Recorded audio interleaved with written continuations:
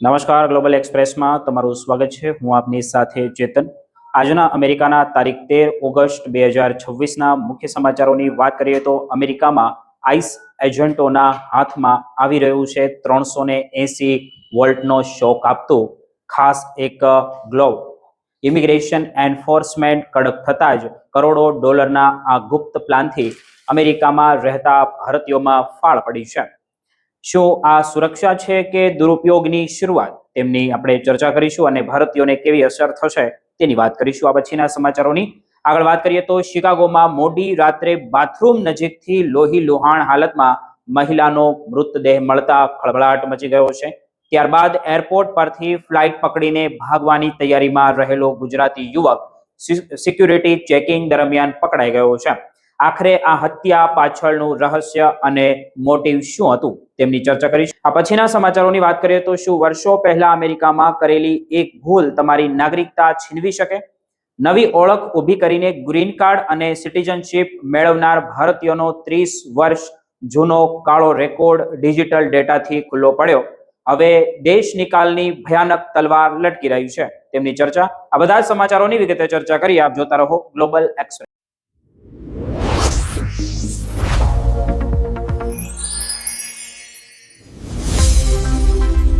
અમેરિકામાં રહો છો તો તમે ખાસ આ વાત સાંભળજો।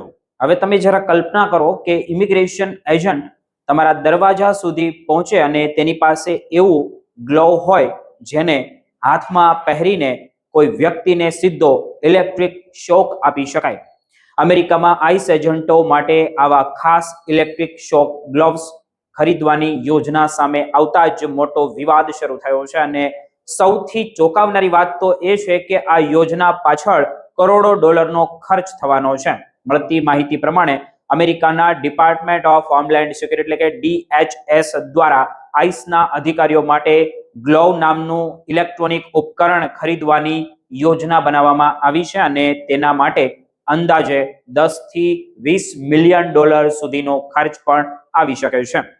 આ ગ્લોવ્સ ખાસ કરીને આઈસના એન્ફોર્સમેન્ટ અને એન્ડ રિમૂવલ ઓપરેશન એટલે કે ERO અને હોમલેન્ડ સિક્યુરિટી ઇન્વેસ્ટિગેશન એટલે કે HSI સાથે જોડાયેલા અધિકારીઓને આપવામાં આવવાની વાત કરવામાં આવી છે। હવે સવાલ તો એ છે કે આ ગ્લોવ્સમાં એવું તો શું ખાસ છે? ગ્લોવ એટલે જનરેટેડ લો આઉટપુટ વોલ્ટેજ ઇમિટર। DHS ના દસ્તાવેજોમાં તેને કન્ડક્ટિવ ડિસ્ક્રિપ્શન એન્ડ ડી-એસ્કેલેશન ડિવાઇસ તરીકે વર્ણન કરવામાં આવ્યું છે। રિપોર્ટમાં જોઈએ તો આ ઉપકરણ 380 વોલ્ટ સુધીનો ઇલેક્ટ્રિક શોક આપી શકે છે અને અધિકારી બટન દબાવે ત્યારે તે સક્રિય થાય છે અને ટેસરથી અલગ આ ગ્લોવ્સ વ્યક્તિના શરીર સાથે સીધો સંપર્ક કરીને શોક આપે છે। પરંતુ અમેરિકામાં રહેતા ભારતીય માટે અહીં સૌથી મહત્વની વાત તો એ છે કે આ ટેકનોલોજીનો ઉપયોગ કઈ પરિસ્થિતિમાં થઈ શકે અને તેની મર્યાદા શું હશે, કારણ કે માનવ અધિકારી સંગઠનો પહેલેથી જ આ અંગે ગંભીર ચિંતા વ્યક્ત કરી રહ્યા છે। ACLU સહિત અધિકાર જૂથોનું કહેવું છે કે ઇમિગ્રેશન અમલીકરણ દરમિયાન અધિકારીઓને આવું સાધન આપવાથી દુરુપયોગનું જોખમ વધી શકે છે। ન્યુયોર્કના એટર્ની જનરલ લેટિશિયા જેમ્સે પણ આ ચેતવણી આપી છે કે જો આઈસ અધિકારીઓ આવા સાધનોનો ગેરકાયદેસર ઉપયોગ કરશે તો તેમને નાગરિક અને ગુનાહિત કાર્યવાહીનો સામનો પણ કરવો પડી શકે છે। પરંતુ વાત અહીં પૂરી થતી નથી, કારણ કે આ ગ્લોવ્સને લઈને ભૂતકાળનો એક કેસ પણ ચિંતાજનક સામે આવ્યો હોય તેવું લાગી રહ્યું છે। કેન્ટુકીના એક જેલમાં 2024 દરમિયાન એક વ્યક્તિના મૃત્યુના કેસમાં આ જ પ્રકારના ગ્લોવ્સ વડે અનેક વખત શોક આપવામાં આવ્યો હોવાનો આરોપ પણ સામે આવ્યો હતો। તપાસમાં કેટલાક શોક 15 સેકન્ડથી ઉત્પાદક દ્વારા જણાવાયેલી મહત્તમ મર્યાદા કરતા ઘણી વધારે લાંબી અવધિ સુધી આપવામાં આવ્યા હોવાનું જણાવાઈ રહ્યું હતું। એટલે હવે સવાલ એ ઉઠી રહ્યો છે કે જો આવા ગ્લોવ્સને આઈસના હાથમાં આવી ગયા તો તેનો દુરુપયોગ કેટલો થશે અને તેનો ઉપયોગ નિયંત્રણ રહેશે કે નહીં, આ એક સવાલ છે। ઉત્પાદકની જે માર્ગદર્શિકા મુજબ વૃદ્ધો, નાના બાળકો અને સગર્ભા મહિલાઓ અને ગંભીર રીતે વિકલાંગ વ્યક્તિઓ સામે તેનો ઉપયોગ ન કરવાની ચેતવણી છે। એટલું જ નહીં, માત્ર મૌખિક વિરોધ સજા આપવામાં અથવા તો યાતના માટે તેનો ઉપયોગ ન કરવાનો પણ સ્પષ્ટ નિયમ કરવામાં આવે. DHSA અને આઈસ તરફથી કહેવામાં આવ્યું છે કે અધિકારીઓને યોગ્ય તાલીમ આપવામાં આવે છે અને કોઈ પણ બળનો ઉપયોગ લાગુ કાયદા અને નીતિના પ્રમાણે જ થવો જોઈએ. આ પ્રસ્તાવિત નો બિડ કોન્ટ્રાક્ટ 31 માર્ચ 2027 સુધીનો હોઈ શકે છે. હવે અમેરિકામાં રહેતા ભારતીય અને ગુજરાતી પરિવારો માટે આ સમાચારને માત્ર એક નવા પોલીસ સાધન તરીકે જોવાનું નથી, કારણ કે ઇમિગ્રેશન એન્ફોર્સમેન્ટ સતત કડક બની રહ્યું છે અને નવા કંઈક ને કંઈક તે લાવી રહ્યું છે. અને આવી નવી ટેકનોલોજી તે લાવે એજન્ટના હાથમાં જો આવવાથી ધરપકડ અને ડિટેન્શનની પ્રક્રિયા કેવી રીતે બદલાશે તે તો હવે ખૂબ જ જાણવું મહત્વપૂર્ણ રહેશે. સૌથી મોટો સવાલ તો એ છે કે સુરક્ષાના નામે લાવવામાં આવી રહેલું આ સાધન ખરેખર ડી-એક્સેલરેશન માટે ઉપયોગમાં આવશે કે પછી તેનો દુરુપયોગને રોકવા માટે કડક નિયમો બનાવવાની જરૂર પડશે.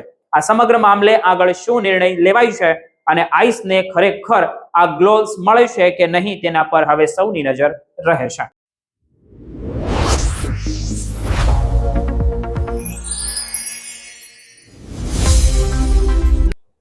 અમેરિકામાં રહેતા ભારતીય અને ખાસ કરીને ગુજરાતી સમાજ માટે શિકાગોથી એક ચોંકાવનારા સમાચાર સામે આવ્યા છે, જે અમેરિકામાં રહેતા હોય તેને જાણવા ખૂબ જરૂરી છે, કારણ કે જે ઘટનામાં એક 32 વર્ષીય મહિલાની હત્યા થઈ છે તેમાં આરોપી તરીકે એક 31 વર્ષીય ગુજરાતી નામ સામે આવ્યું છે. સૌથી ચોંકાવનારી વાત તો એ છે કે હત્યા બાદ આરોપી શિકાગોના ઓહેર એરપોર્ટ પરથી ફ્લાઇટ પકડવાની પૂરેપૂરી તૈયારીમાં હતો, પરંતુ તે પોતાના ઈરાદામાં સફળ થાય એ પહેલા જ પોલીસના હાથે ખરેખર ઝડપાઈ ગયો છે. આખરે એવું તો શું બન્યું કે પોલીસને માત્ર થોડા કલાકોમાં જ આરોપી સુધી પહોંચવામાં સફળતા મળી અને આરોપી ક્યાં જવાની તૈયારીમાં હતો આ સવાલના જવાબ હજુ તપાસ હેઠળ લાગી રહ્યા છે.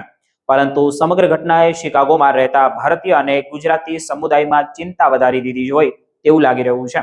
મળતી માહિતી પ્રમાણે આ ઘટના રવિવાર 9 ઓગસ્ટ 2026ની મોડી રાત્રે શિકાગોના એલ્બન પાર્ક વિસ્તારનો નોર્થ એવર્સ એવન્યુના 4800 બ્લોકમાં આવેલ એક એપાર્ટમેન્ટમાં બની હતી. રાત્રે લગભગ 1:48 પોલીસને ઘટનાની જાણ કરવામાં આવી હતી. પોલીસ જ્યારે એપાર્ટમેન્ટમાં પહોંચી ત્યારે 32 વર્ષીય મહિલા બાથરૂમ નજીકના હોલવેમાં અચેત હાલતમાં પડી હતી. મહિલાના ગળાના ભાગે છરીના ભાગ નિશાન હતા કે તેમને ગંભીર ઈજા થઈ હતી અને ઘટના સ્થળે જ તેને મૃત જાહેર કરવામાં આવી હતી. હાલમાં સત્તાવાળાઓએ મૃતક મહિલાનું નામ જાહેર કર્યું નથી, પરંતુ આ કેસમાં સૌથી મોટો વળાંક ત્યારે આવ્યો જ્યારે તપાસ દરમિયાન 31 વર્ષીય અંકુર પટેલનું નામ સામે આવ્યું. પોલીસે અંકુર પટેલ સામે ફર્સ્ટ ડિગ્રી મર્ડરનો ગુનો નોંધ્યો છે અને હવે ધ્યાનથી સાંભળો, કારણ કે આ કેસનો સૌથી મહત્વનો ભાગ અહીંથી શરૂ થઈ રહ્યો છે. હત્યાની જાણ થયા બાદ લગભગ 9 કલાકમાં જ પોલીસને આરોપી અંગે મહત્વની કડી મળી અને સવારે 11:12 અંકુર પટેલને ઓહેર ઇન્ટરનેશનલ એરપોર્ટ નજીક વેસ્ટ ઓહેર સ્ટ્રીટના 10,000 બ્લોકમાંથી કસ્ટડીમાં લેવામાં આવ્યો હતો. અહેવાલો અનુસાર આરોપી એરપોર્ટની સિક્યુરિટી ચેકિંગમાંથી પસાર થઈને ફ્લાઇટમાં બેસવાનો પ્રયાસ કરી રહ્યો હતો ત્યારે જ પોલીસ દ્વારા તેને પકડી પાડવામાં આવ્યો હતો. એટલે કે જો પોલીસ થોડા સમય મોડી પહોંચી હોત તો શું આરોપી શિકાગોની બહાર નીકળી શક્યો હોત કે શું? અને આ સવાલ પણ હવે તપાસનો મહત્વનો ભાગ બની શકે છે. જો કે અંકુર પટેલ કયા શહેરમાં કે દેશ તરફ જવાનો પ્રયાસ કરી રહ્યો હતો તેની સત્તાવાર માહિતી હજુ સુધી સામે આવી નથી અને કોઈએ જણાવી નથી. સૌથી મોટો સવાલ હવે હત્યાના કારણને લઈને છે. પોલીસ હજુ સુધી એ જાહેર કરી નથી શકતી કે આ હત્યા પાછળનું મોટિવ શું હતું અને આરોપી તથા મૃતક મહિલા વચ્ચે કેવો સંબંધ હતો. એટલે આ કેસમાં આગળની તપાસ ખૂબ જ મહત્વપૂર્ણ બનવાની છે. અમેરિકામાં રહેતા ગુજરાતી મિત્રો, આ ઘટના સામે આવે કે આવી ઘટનાઓ સામે આવે ત્યારે માત્ર આરોપીનું નામ જોઈને કોઈ નિષ્કર્ષ પર પહોંચવું યોગ્ય નથી, કારણ કે કોર્ટમાં આરોપ સાબિત થાય ત્યાં સુધી આરોપી કાયદેસર રીતે નિર્દોષ માનવામાં આવે છે. હાલમાં અંકુર પટેલ સામે કાનૂની કાર્યવાહી ચાલી રહી છે અને ABC 7 શિકાગોના અહેવાલ મુજબ તેની કસ્ટડી અંગેની કોર્ટ સુનાવણી મંગળવારે નક્કી કરવામાં આવી હતી. શિકાગો પોલીસ સમગ્ર મામલે તપાસ કરી રહી છે અને જેમ જેમ નવી વિગતો સામે આવશે તેમ આ કેસ વધુ સ્પષ્ટ થઈ શકે છે. ખાસ કરીને હત્યાનું કારણ, આરોપી અને મૃતક વચ્ચેનો સંબંધ અને એરપોર્ટથી આરોપી ક્યાં જવાની તૈયારી કરી રહ્યો હતો તે સવાલના જવાબ હવે તપાસની દિશા નક્કી કરી શકે છે. તેથી અમેરિકામાં રહેતા ભારતીય અને ગુજરાતી સમાજ માટે માત્ર એક સ્થાનિક ક્રાઇમ સ્ટોરી આ ન ગણી શકાય, પરંતુ શિકાગોમાં બનેલી એવી ગંભીર ઘટના છે જેના દરેક નવા અપડેટ પર નજર રાખવી ખૂબ જરૂરી બની ગયું છે.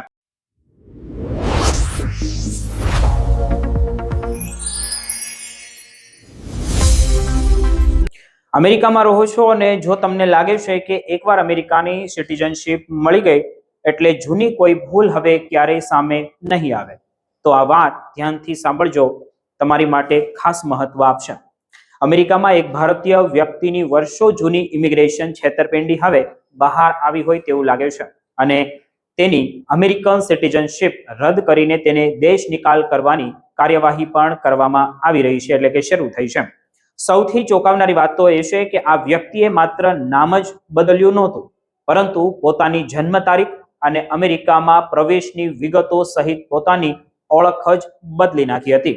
અને ત્યારબાદ આ નવી ઓળખના આધારે ગ્રીન કાર્ડથી લઈને અમેરિકાની સિટીઝનશીપ સુધી મેળવી લીધી હતી તેણે. મળતી માહિતી પ્રમાણે આપણે જોઈએ તો આ વ્યક્તિ 1991માં ન્યુયોર્કના JFK એરપોર્ટ મારફતે અમેરિકા આવ્યો હતો અને ત્યારે તેણે પોતાની ઓળખ ઋષપાલ સિંહ તરીકે આપી હતી. ત્યારબાદ તેણે અમેરિકામાં અસાયલમ માટે અરજી કરી, પરંતુ 1995માં તેની સામે ફાઇનલ રિમૂવલ એટલે કે ડિપોર્ટેશન ઓર્ડર આવી ગયો હતો અને તેણે આ ઓર્ડરને બોર્ડર ઓફ ઇમિગ્રેશન અપીલ્સમાં પડકાર્યો, પરંતુ ત્યાંથી પણ તેને રાહત મળી નહીં. અહીંથી આ સમગ્ર કેસમાં સૌથી મોટો વળાંક આવ્યો. અમેરિકા છોડવાને બદલે તેણે નવી ઓળખ ઊભી કરી અને હરિન્દ્ર સિંહ નામે નવી ઇમિગ્રેશન અરજી કરી. એટલું જ નહીં, પોતાની જન્મ તારીખ અને અમેરિકામાં પ્રવેશની તારીખ જેવી મહત્વની વિગતો પણ બદલી નાખી. જૂન 1996માં એટલે કે ડિપોર્ટેશન ઓર્ડર આવ્યા પછી માત્ર એક જ વર્ષમાં તેણે નવી ઓળખ સાથે ફરીથી ઇમિગ્રેશન બેનિફિટ્સ અને અસાયલમ માટે અરજી કરી. પછી ઓક્ટોબર 2000માં તેને સમયની ઇમિગ્રેશન એન્ડ નેચરલાઇઝેશન સર્વિસ એટલે કે INS દ્વારા તેનું એડજસ્ટમેન્ટ ઓફ સ્ટેટસ મંજૂર થયું અને ગ્રીન કાર્ડ હોલ્ડર પણ બની ગયો. પરંતુ વાત અહીં પૂરી થઈ નહોતી. ગ્રીન કાર્ડ મળ્યા બાદ તેણે આ જ કથિત ખોટી ઓળખના આધારે અમેરિકન સિટીઝનશીપ માટે અરજી કરી અને પોતાની અગાઉની ઇમિગ્રેશન હિસ્ટ્રી છુપાવીને અંતે અમેરિકાની નાગરિકતા પણ મેળવી લીધી. હવે વર્ષો બાદ આ જૂની છેતરપિંડી સામે આવી છે અને 2026માં અમેરિકાના ડિપાર્ટમેન્ટ ઓફ જસ્ટિસે તેની નાગરિકતા રદ કરવા માટે ફેડરલ કોર્ટમાં સિવિલ ડીનેચરલાઇઝેશન કમ્પ્લેન્ટ દાખલ કરી છે. એટલે કે હવે સવાલ માત્ર સિટીઝનશીપનો નથી રહ્યો, પરંતુ આગળ જઈને તેને અમેરિકામાંથી ડિપોર્ટ કરવાની કાર્યવાહી પણ થઈ શકે છે. અમેરિકામાં રહેતા ભારતીયો માટે અહીં સૌથી મહત્વની વાત તો એ છે કે N400 ફોર્મ અમેરિકન સિટીઝનશીપ માટે આ ફોર્મ ભરતી વખતે તમારી ઇમિગ્રેશન હિસ્ટ્રી, અગાઉના નામ, જન્મ તારીખ, અમેરિકામાં પ્રવેશ, કાયદાકીય બાબતો અને જરૂરી હોય ત્યાં ભૂતકાળની ગેરકાયદેસર પ્રવૃત્તિઓ વિશે સાચી માહિતી આપવી ખૂબ જરૂરી એટલે કે મહત્વપૂર્ણ બની જાય છે. માત્ર એટલું જ નહીં કે કોઈ કેસ પોલીસ અથવા કોર્ટ સુધી પહોંચ્યો નથી એટલે તેની માહિતી આપવાની જરૂર નથી રહેતી. એવું માનવું પણ અત્યારે જોઈએ તો અમેરિકાની અંદર જોખમી સાબિત થઈ શકે છે, કારણ કે અમેરિકન અધિકારીઓ હવે જૂના રેકોર્ડ્સ અને ફિંગરપ્રિન્ટને ડિજિટલ ડેટા સાથે વધુ સારી રીતે મેચ કરી શકે છે. પહેલા કાગળના જૂના રેકોર્ડ અલગ અલગ સિસ્ટમમાં પડ્યા રહેતા હતા અને બહાર નહોતા નીકળતા, પરંતુ હવે ટેકનોલોજીના કારણે વર્ષો જૂની ઓળખ અને ઇમિગ્રેશન હિસ્ટ્રી પણ ફરીથી સામે આવી શકે છે. ટ્રમ્પ એડમિનિસ્ટ્રેશન હેઠળ ડીનેચરલાઇઝેશન કાર્યવાહી પણ ખાસ ધ્યાન આપવામાં આવી રહ્યું છે તેની ઉપર અને 20 જાન્યુઆરી 2025 થી અત્યાર સુધીમાં 123 લોકો સામે સિટીઝનશીપ રદ કરવાની કાર્યવાહીઓ શરૂ કરવામાં આવી છે તેવી માહિતી સામે આવી છે, જેમાં આશરે 10 ભારતીયોનો પણ આમાં સમાવેશ થઈ ગયો છે. એટલે અમેરિકામાં રહેતા ભારતીય અને ગુજરાતી લોકોને જો તમે ક્યારેય નામ બદલ્યું હોય અને જૂની ઓળખથી અરજી કરી હોય, અગાઉ ડિપોર્ટેશન ઓર્ડર આવ્યો હોય અથવા ઇમિગ્રેશન ફોર્મમાં કોઈ માહિતી તમે છુપાવી હોય તો તેને સામાન્ય ભૂલ સમજીને અવગણશો નહીં.